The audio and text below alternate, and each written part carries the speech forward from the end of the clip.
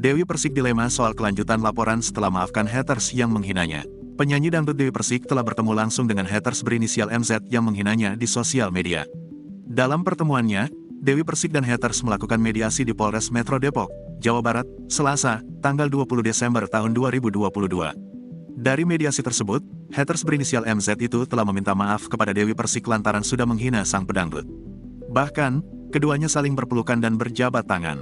Pedangdut berusia 37 tahun itu mengungkapkan dirinya sudah memaafkan MZ. Namun, saat ditanya awak media soal pencabutan laporan, Dewi Persik mengaku masih bimbang mengenai kelanjutan laporannya. "Saya itu gini orangnya, saya itu dilema, saya itu gampang kasihan sama orang. Secara hati nurani aku memaafkan, kita lihat dulu nanti seperti apa, tapi saya memaafkan," ujar Dewi Persik dikutip dari YouTube Intense Investigasi, Selasa, tanggal 21 Desember tahun 2022. Nampaknya soal perkara tersebut, Dewi Persik masih akan membicarakan kelanjutannya dengan sang kuasa hukum, Sandi Arifin. Pasca meminta maaf kepada Dewi Persik, sang pedangdut lantas memberikan pesan kepada haternya itu. "Pokoknya saya pesan, jangan pernah merendahkan wanita-wanita yang punya status sama seperti saya.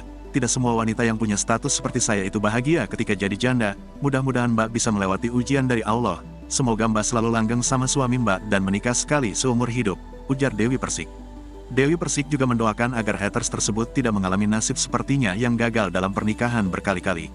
"Apa yang terjadi dalam hidup saya semoga Mbak tidak menikah berkali-kali," ujar Dewi Persik. Mendengar hal tersebut, wanita berinisial MZ itu juga lantas mendoakan Dewi Persik.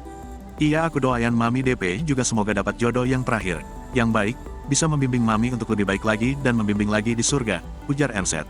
Saat ditanya Sandi tentang perbuatannya yang sempat menghina kliennya, MZ kemudian berjanji tidak akan mengulanginya lagi. Jika nantinya ia kembali melakukan perbuatan yang sama, MZ mengaku siap untuk mendapat hukuman.